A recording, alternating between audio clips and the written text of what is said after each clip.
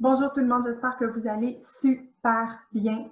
Merci d'être là, mais surtout un très grand merci pour vos commentaires, vos suggestions suite aux capsules précédentes. Donc, ensemble, nous réussirons à faire la différence pour vous dans vos entreprises. Donc, je suis Pascal Turcotte, coach, formateur, conférencière auprès des entreprises et je suis vraiment heureuse de me joindre à l'équipe du programme Gestionnaire efficace pour vous offrir ces capsules-là. Donc, sans plus tarder, le sujet de la semaine, être leader en temps de crise. Donc, comment réussir à adapter votre style de leadership à la situation difficile que vous vivez afin de garder la motivation et l'engagement de chacun des membres de votre équipe. Donc, on le sait, ce qu'on vit présentement nous oblige dans les entreprises à revoir le mode de fonctionnement. Ce qui fait qu'on doit amener vraiment de grands changements dans l'entreprise si on veut réussir à passer à travers cette crise-là. Et souvenez-vous, notre cerveau en tant qu'être humain, il n'aime pas le changement. Le cerveau ne veut pas adhérer de façon facile au changement parce que le changement, c'est dérangeant, voire même effrayant pour beaucoup d'entre nous. Donc, comment réussir à changer notre méthode de travail ainsi que celle de nos équipes afin de réduire le stress et la pression? Voici l'objectif des capsules de cette semaine. Donc, dans les deux capsules, nous allons voir la posture du leader, évidemment. Ensuite de ça, on va voir comment fixer le cadre, comment contrôler le cadre. On va voir aussi la décision finale et piloter tout ça. Mais aujourd'hui, dans cette capsule-là, présentement, ce que nous allons voir, c'est la posture du leader et fixer le cadre. Puis dans fixer le cadre, on retrouve établir c'est quoi l'état des lieux présentement et établir un bon plan de communication pour réussir à transmettre l'information d'une bonne manière à notre équipe en conservant la motivation et l'engagement. Donc, la posture de gestionnaire, on le sait, gérer nos équipes dans une situation aussi difficile que celle qu'on vit présentement avec le COVID-19, c'est pas évident, mais ce n'est pas insurmontable. Donc, évidemment, on n'a pas la baguette magique pour ting, on enlève le virus, ça serait tellement génial. Évidemment, on n'a pas de contrôle sur la situation, mais comme un bon capitaine de bateau en pleine mer pendant une tempête, on a le contrôle de poser les actions différentes qui vont faire en sorte qu'on va minimiser les impacts dans nos entreprises, qu'on va minimiser les impacts dans nos équipes.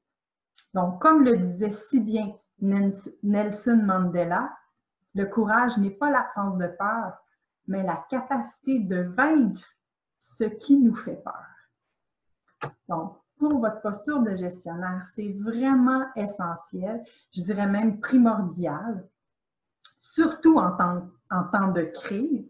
Je le dis toujours aux gestionnaires que j'accompagne en coaching, c'est vraiment important de réussir à avoir un équilibre, mais encore plus présentement avec toute cette tension-là. Donc, vous devez réussir à trouver l'équilibre qui va vous permettre de monter les échelons dans les besoins de l'être humain. Rappelez-vous de la pyramide de Maslow. Donc, pour réussir à m'accomplir en tant que gestionnaire, je dois absolument prendre soin de mes besoins physiologiques, donc les besoins essentiels. C'est important pour réussir à garder votre sang-froid, de prendre du temps pour déconnecter de la situation, de prendre du temps pour prendre soin de vous. Comment réussir à prendre soin des autres si vous autres même, vous n'êtes pas en forme, vous n'êtes pas en santé?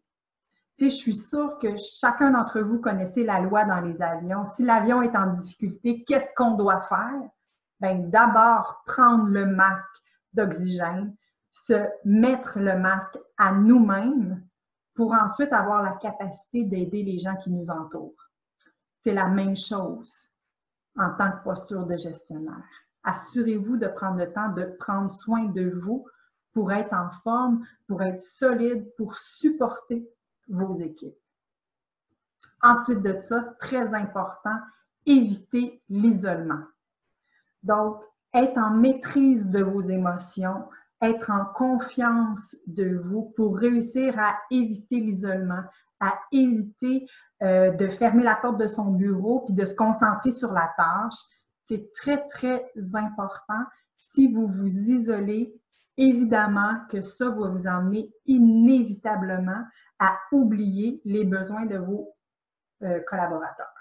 Donc, hyper important, vous devez être en confiance, vous devez être solide, à l'écoute et ouvert afin d'aider vos équipes à passer à travers la crise, afin d'aider l'entreprise à surmonter cette crise-là. Donc, je vous invite vraiment à prendre le temps de façon très régulière, ne serait-ce à tous les jours, 2 minutes pour voir est-ce que vous avez pris aujourd'hui la bonne posture de gestionnaire afin d'aider vos équipes. Si oui, félicitations. Sinon, qu'est-ce que vous avez besoin en tant qu'individu, en tant que personne pour réussir à prendre la bonne posture? Quelle action vous allez mettre de l'avant pour prendre la bonne posture pour accompagner vos équipes? Donc, prenez le temps de vous analyser vous-même d'abord et faire les changements qui sont nécessaires à faire si vous n'avez pas la bonne posture. Donc, ça, c'est vraiment à faire de façon régulière. Ensuite de ça, rappelez-vous, pour réussir à fixer le cadre, présentement, il y a beaucoup de confusion. Okay? La situation amène du flou, la situation amène de la confusion et la confusion nous amène à l'impuissance. L'impuissance nous amène vers la peur. Donc, rappelez-vous du CIP, une petite abréviation, excusez-moi, très importante pour moi, qui m'aide, en tout cas, moi, dans mon rôle, afin de réussir à me servir du CIP de façon beaucoup plus optimale. Donc, C pour clarté, parce que la clarté amène de l'implication et l'implication va amener de la performance. Donc, l'arme la plus efficace que vous avez en votre possession pour pouvoir amener de la clarté qui amènera de l'implication, qui amènera de la performance, c'est votre communication. Donc, pour bien communiquer, c'est vraiment essentiel d'être capable de se centrer sur les valeurs de l'entreprise. Donc, quelles sont les valeurs de l'entreprise et quelle posture je vais prendre pour être aligné avec les valeurs de l'entreprise. Ensuite de ça, pour bien communiquer, il faut être transparent. Il faut vraiment être transparent, être honnête avec ce qui se passe présentement dans la situation et évidemment être clair avec la situation. Donc, autant pour nous en tant que gestionnaire, il faut vraiment prendre le temps d'être clair avec la situation pour pouvoir bien la transmettre par la suite à nos collaborateurs. Donc, ces 3 points-là vont vraiment nous aider à faire de la clarté, qui va faire de l'implication et qui va faire de la performance de nos équipes. Donc, voici 6 questions pour vous aider à établir l'état des lieux présentement. Rappelez-vous, en situation de crise, c'est sûr, vous le savez, on ne peut pas faire ou il ne faut pas faire des prédictions à long terme. C'est hyper important. Oui, on a un objectif à long terme, il est toujours là, il ne changera pas pour l'entreprise.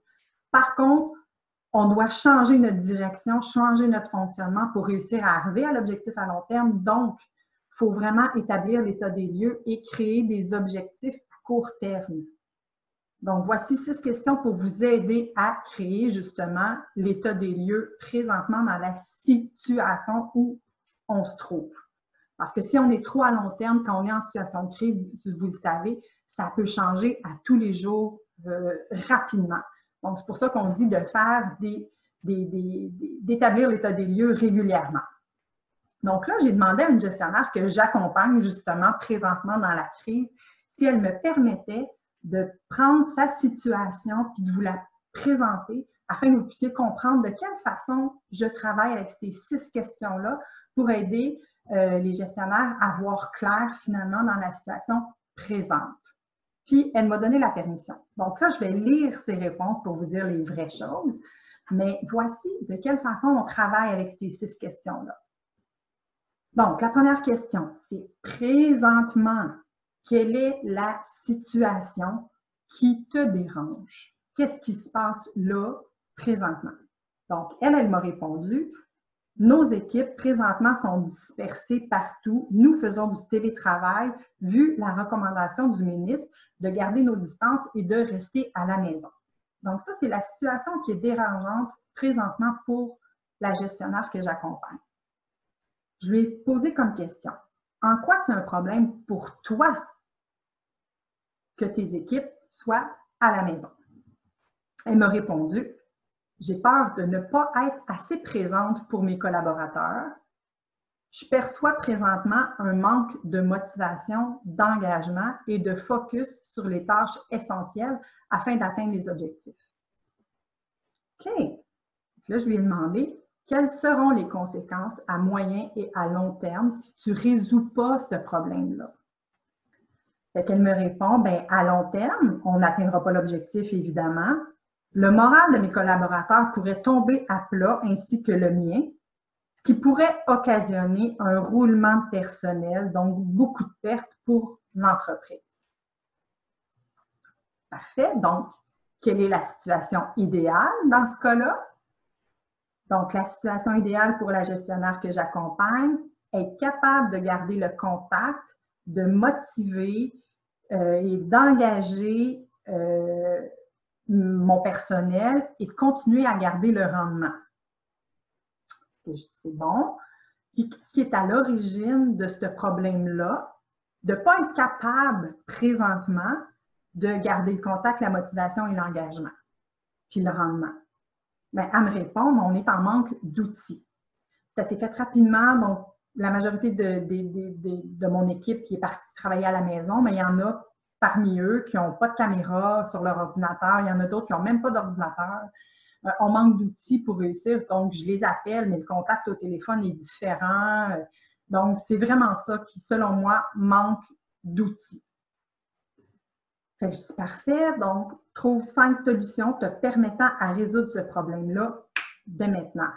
Mais ce qui est important dans cette phrase-là, c'est te permettant de commencer. On ne veut pas le régler du jour au lendemain, on veut juste commencer à régler le problème. Donc, quelles sont les situations pour commencer à régler le problème? Fait qu'elle m'a dit, bien, acheter des caméras, outiller nos équipes, évidemment. Ensuite de ça, bien, croire un peu plus que mon équipe ne me pose pas toutes les questions nécessaires afin qu'ils réussissent à bien faire leur travail. Donc, habituellement, quand elle est proche, elle est capable de voir que son équipe roule bien, puis là, ben, elle a une certaine confiance envers son équipe. Mais présentement, puisqu'elle ne les voit pas, ben, elle trouve qu'elle manque de visuel pour être capable de voir si son équipe va bien. Le non-verbal de ses collaborateurs, elle ne le voit pas. Donc, ça la dérange. Fait qu'elle se dit, bien, c'est important que je sois à l'affût de mes collaborateurs ont besoin de moi peut-être. Plus à l'affût de ça. Donc, poser beaucoup plus de questions à ses collaborateurs ou leur permettre de lui poser beaucoup plus de questions, même s'ils ne se voient pas. Ensuite de ça, elle m'a dit mettre en place des nouvelles mesures de rendement pour s'assurer que le rendement est encore là, même si on est à distance. Et le dernier, communiquer vraiment de façon régulière avec chacun des membres de mon équipe. Donc, vous voyez comment on a réussi à mettre l'état des lieux clair pour elle en tant que gestionnaire. Donc, je vous invite vraiment à prendre le temps de passer à travers ces 6 questions-là de façon régulière pour l'état des lieux présentement pendant la crise, qu'est-ce qui est là, puis qu'est-ce qu'on peut mettre en place. Donc, voilà pour avoir de la clarté dans qu'est-ce qui se passe. Maintenant, établir le plan de communication. Il y a 8 points importants pour pouvoir établir un bon plan de communication, ce qui va permettre de garder la motivation et l'engagement de vos équipes. Donc, le premier, c'est la prise de conscience. Rappelez-vous, c'est impossible de faire du changement si je ne suis même pas conscient que je dois faire du changement. Donc, vraiment, faire des prises de conscience, c'est vraiment important. Ensuite, évidemment, présenter la situation telle qu'elle est là. Le point numéro 3, je dirais, qui est un des plus importants, c'est comment vous vous sentez présentement.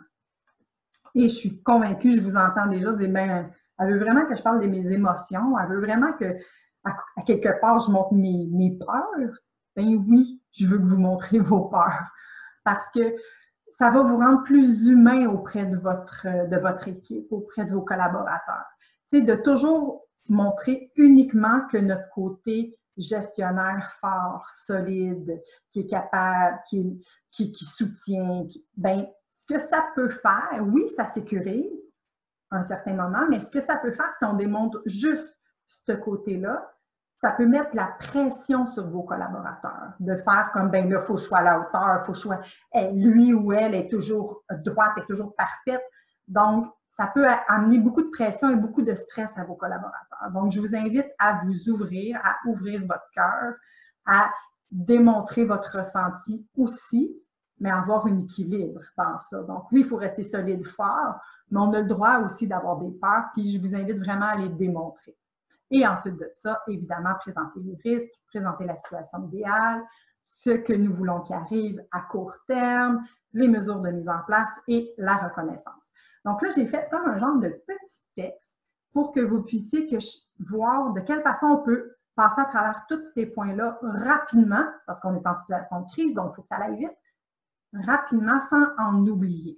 J'ai repris la situation qu'on a mis au jour avec ma gestionnaire que j'accompagne et je vous ai monté un petit texte que je vais vous lire pour être capable que vous voyez chacun des points, là, puis pour vous donner des idées de comment vous pourriez mettre ça en place avec vos équipes. Donc, première, la prise de conscience. Donc, numéro 1, okay? Je le sais que présentement, on vit des choses difficiles. Mais qui parmi nous n'a pas déjà réussi à surmonter des obstacles? La vie mettra toujours des pierres sur notre route. C'est à nous, individuellement, à décider d'en faire des murs ou d'en faire des ponts. Prise de conscience. Donc, présenter la nouvelle situation. Présentement, je le sais, on travaille tous à distance, on est tous de la maison, on est moins concentré sur notre travail, les enfants, on n'est pas équipés, on manque de choses. Donc, on est dispersé à cause de ce qui se passe présentement, puis vu la recommandation du ministre de garder nos distances et de rester à la maison. Donc, évidemment, je le sais que c'est sûrement pas évident pour vous parce que ce ne l'est pas pour moi. Je suis au point 3. Et ce ne l'est pas pour moi. Je suis inquiète, j'ai peur. J'ai peur de ne pas être assez à la hauteur pour être capable de vous soutenir. J'ai peur de ne pas être assez présente pour vous. J'ai peur que cela entraîne un manque de motivation, un manque d'engagement, autant pour moi que pour vous. Donc, précisez les risques. Point 4. OK? Ce que ça peut emmener, ça, c'est vraiment, ça peut nous démoraliser, nos morales peuvent tomber à plat. Donc, ce qui peut faire qu'il peut y avoir un roulement de personnel, puis ça peut apporter beaucoup de pertes à l'entreprise et à chacun d'entre nous parce qu'on aime travailler ensemble. Alors, situation idéale, point 5, OK? Il serait idéal de réussir à garder nos liens forts, de réussir à garder des contacts de façon régulière afin d'être capable de garder le super rendement qu'on a ensemble depuis un certain moment. Donc, qu'est-ce qu'on peut faire qu'est-ce qu'on peut faire afin de réussir à bâtir des murs entre nous? Qu'est-ce qu'on peut faire pour réussir à bâtir des ponts? Donc, voilà, situation 6. Donc, d'ici les 2 prochaines semaines, je désire réussir à communiquer de façon régulière avec chacun de vous afin que vous puissiez me poser toutes les questions nécessaires pour faciliter votre travail et mettre en place des nouvelles mesures de rendement pour assurer la survie de l'entreprise, donc la survie de nos emplois. Afin d'arriver à ça, je suis au point 7, mise en place. Afin d'arriver à ça, Nous avons acheté des caméras pour chacun d'entre vous afin de réussir à pouvoir se voir, pour être beaucoup plus en contact, pour avoir l'impression d'être beaucoup plus proches tous ensemble. J'ai aussi implanté des horaires afin d'avoir des rencontres régulières virtuelles avec chacun de vous. Et on a implanté aussi un système informatique pour nous aider à mesurer le rendement de tous et aussi mis en place à votre disposition des formations en ligne accessibles en tout temps pour vous aider dans vos tâches. Donc, le point 8, je sais que ces changements sont grands, je sais que ces changements peuvent être différents, mais je crois en vous, je crois en nous et j'ai confiance qu'ensemble, on va y arriver puis on va surmonter cette crise-là. Donc, voici un petit texte qui prendrait 5 minutes, 5-6 minutes à transmettre à vos collaborateurs. Donc, j'espère que les exemples vous ont vraiment éclairé. Je vous invite fortement cette semaine dans votre mission de prendre le temps de vous demander qu'est-ce que vous allez mettre en place pour prendre soin de vous et conserver votre équilibre. Mission numéro 1. Numéro 2. Prenez le temps d'établir l'état des lieux en répondant aux 6 questions. Je vous dis, ces 6 questions-là, pratiquez-les régulièrement pour mettre la situation présente en beaucoup plus de clarté à l'intérieur et préparer votre plan de communication en passant à travers les 8 points. Donc, ça, c'est votre mission d'ici notre prochaine capsule.